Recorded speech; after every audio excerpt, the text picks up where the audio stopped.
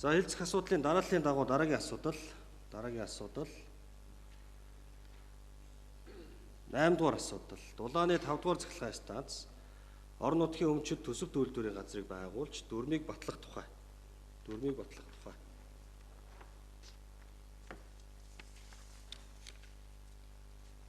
За танилцуулга явахгүйгээр гормын саналаар дэмжигдсэн учраас асуулт санал явна. Хэлцэж байгаа асуудалтай холбогдуулан асуулттай төлөөлөгч авъя. Асуулттай төлөөлөгч их хоёр төлөөлөгчөөр Даслаа их хоёр Батцорг их хоёр төлөөлөгч. За өдрийн мэнд төргий. Би маш тодорхой ганцхан л асуулт. Энэ төсөвт үйлдвэрийн газар юм уу, аж ахуйн тооцоод үйлдвэрийн газар юм уу? Энэ дээр нэг хариулт өгөөч. За давуу талаа төлөөлөгч хариулъя. Давуу талаа төлөөлөгч.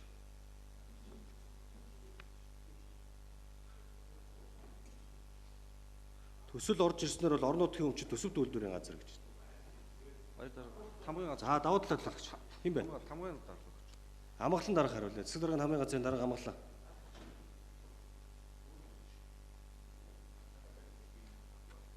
За энэ юу яагаад хилцүүлгийн явцад хороо бүлгүүдээр явж явах хэвчээ энэ бол цагуучилтын асуудлыг шийдвэрлэхэд хүндрэлтэй юм байна. Аж ахуйн тооцоод үйлдвэрийн газар гэдгээр батлаа явъя гэдэг. Тэгээ тогтоолт бол редакцийн засвар хийсэн байна. Хурлын ажлын албатай хамт ажиллаа. За тодруулах асуулт их хоёр. Тэгэхээр өргөн барьсны дараа шууд тэгээд редакцийн засвар хийчих болохгүй л дээ. Тэгээ хэрвээ одоо аж ахуйн тооцоод үйлдвэрийн газар болно гэвэл энэ чинээс бас төлөөлөгчөөс гормын санал юм уу? Энэ ажлын ороод бүлгээр санал гарч санал хураалгаж хийж энэ асуудал шийдэгдэх байхаа гэж бодож байна. За Батцорг төлөөлөгч. За 5 дугаар цахилгаан станц бол өөрөө нийслэл Улаанбаатар хотын одоо хамгийн тулгамдсан бөгөөд одоо бидний чимээ даран хүлээж байгаа ганц том төсөл байхгүй. Тэгээ энэ төсөл одоо харин хазаар маш амжилттай явахар болж байна.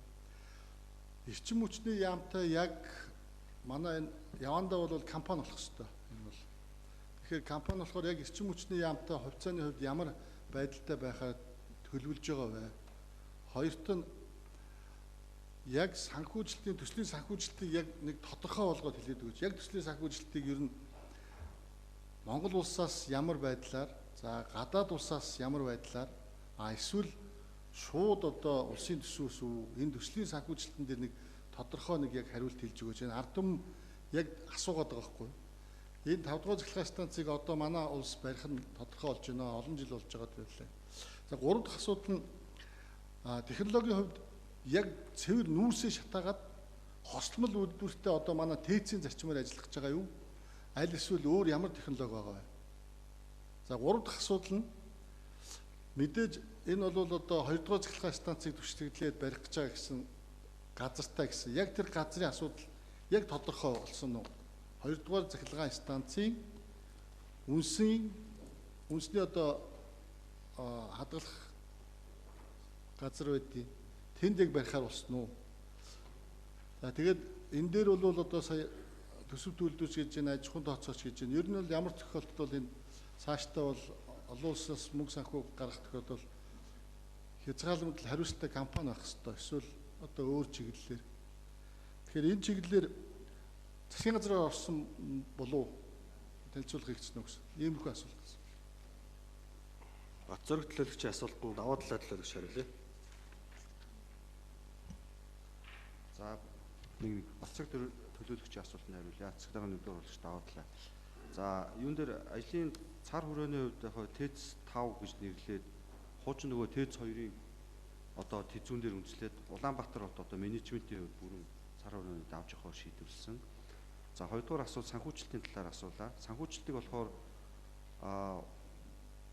улсын болон нийслэлийн төсвөөр хийхгүй ер нь төр хувийн түншлэлээр хийя гэдэг байдалтай. Ер нь бол сонирхож байгаа компани нөгөө 12 сард олон улсад хийсэн танилцуулгууд дээр бол маш олон газар танилцуулсан сонирхож байгаа газрууд байгаа учраас төр хувийн түншлэлээр явуулъя гэдэг байдлаар одоо бизнес модулийг бэлтгэх, загварчлалыг бэлтгэх юм ажил бол бэлтгэгдээд явж байгаа. За 3 дугаар асуулт болохоор нүүрсний технологи гэсэн. Ер нь бол яг хуу одоо байгаа тэзүүн дээр үндэслээд бол яг нүүрсээр явах. Нүүрсний гэхдээ сүүлийн үеийн нөгөө агарын бохирдол маш багтаа байдаг. Сүүлийн үеийн технологиор явъя гэсэн. Тэзүүгээр бас тийм байж байгаа. Тэр шийдэл рүү явж байгаа. За 4 дугаар асуулт газрын талаар асуулаа. За ТЭЦ 2-ын уртлын үнсэн сангийн газар дээр бол анх тэзүүгээрээ бол төлөвлөгдсөн байдаг. Гэхдээ бид нар сүүлд ингээд шинжилээд харахад аюулгүй зурус болон төмөр замын дид үтц агарын шугам хоолой дээрээс гэдэг энэ одоо агарын шугам хоолой болон аюулгүй зурус төмөр замын одоо дид үтцийг татахад дахиад газар шөлөөлөлт хийх шаардлагатай байж байгаа. Энэ талаар бол манай газрын алба судлаад ингээд анхчнад бол танилцуулгуудыг бол бэлдсэн байж байгаа. Одоо байгаа үнсэн санг үнс бол үнсийг тээвэрлэж булах талбар болон мөн ТЭЦ 2-ын буцаад гарах үнс болон ТЭЦ 5 дээр үнсний агуулга шийдвэрлэх газрыг бас ойрхон бас энэ газрын хувьд шийдвэрлэх шаардлагатай. Тэгээ одоо яг ингээд газрын хувьд ингээд нэмээд судалгаа хийгээд газрын албан дээр явж байгаа ажлын хувьд ингээд явж байгаа юм байна. За баярлалаа. Тодруулж асуух бацраг төлөөлөгч. Асуулт асууж дууслаа. Саналтаа төлөөлөгч авъя. Саналтаа төлөөлөгч авъя.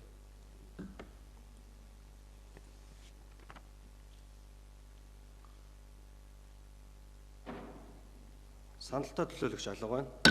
Тогтоолын төслийг унш танилцуулахаас өмнө санал хураалтаар явахгүй бол энэ яагаад ч болохгүй шүү дээ.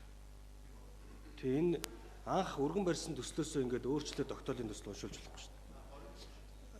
Нэг хоёр зам баг шүү. Нэг бол төсөл өргөн баригчаас орон нутгийн өмчт аж ахуйн тооцоод үйлдвэрийн газар болгох. Нэг бол төлөөлөгчийн саналаар, эсвэл хурлын хорооны саналаар бүлгийн дүгнэлтээр. За их хоёр төлөөлөгч.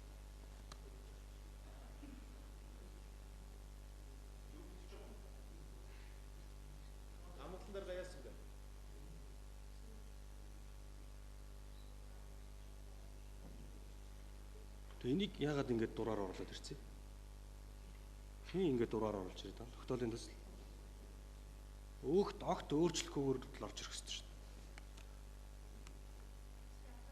Үхэл бүтийн агуулга өөрчлөлтсөн явж байгаа чинь ингэж болохгүй шүү дээ.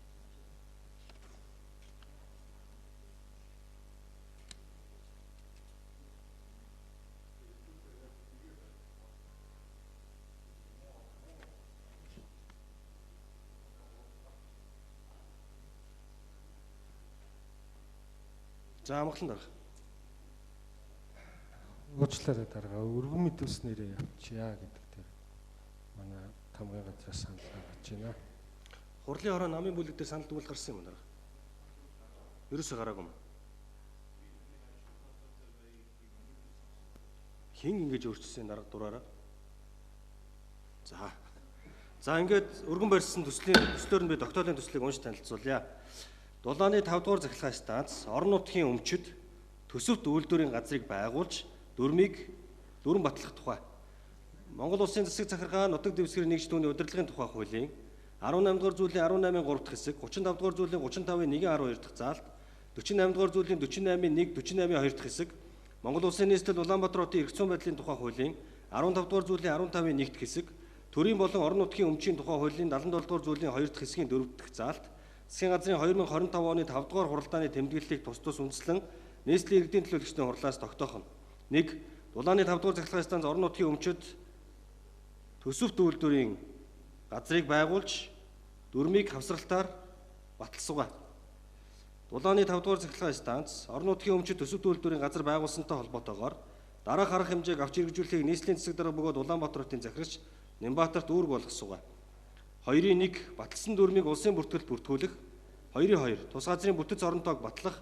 2-3 үйл ажиллагааны зардлыг нийслэлийн төсвийн холбогдох зардлаас санхүүжүүлж нэгдсэн удирдлагаар хангах. 3 тогтоолын хэрэгжилтэнд хяналт тавьж ажиллахыг хурлын засаглал эрх зүйн хороо сэмжитмаа даалгасугаа. Тогтоолын төсөлтөд холбогдуулан асуулттай төлөөлөгч авъя. Асуулттай төлөөлөгч алга байна. Саналтай төлөөлөгч авъя. Саналтай төлөөлөгч. Ариун төлөөлөгч асуултан дээр санал. Ариун төлөөлөгчөө санал таслалаа. За би энэ тогтоолын төсөлтөд холбоотойгоор нэг зүйл протоколд үлдээгэй. Энэ 5 дугаар захиргааны станц өөрөө төр болон хувийн хөгжлийн түншлэлээр за гадны хөрөнгө оруулалтаар гэх мэтчлэн олон санхүүгийн хөөцөртөө явах бах. За энэ одоогоор төсөвт үйлдвэрийн газар болгоод батлахаар үйл ажиллагаа бол хязгаарлагдмал болно шүү. Яагад гэвэл нийслэлийн төсөв дээр тавигдах төсөв өөрөө улсын төсөв буюу сангийн яам руу орж ингэж явах хэрэгтэй. Тэгэхээр бас цаашдаа нөгөө үйл ажиллагаа чинь хэр одоо дараагийн хурал болтол хязгаарлагдаад явах үү дээ. Тэ? Тэгэхээр энэ дээр бас манай дарга нар санхаараарай. Санал хэллээ. Тогтоолын төслийг редакцийн засвартаагаар батлая гэсэн санал томилоор санал оруулалт.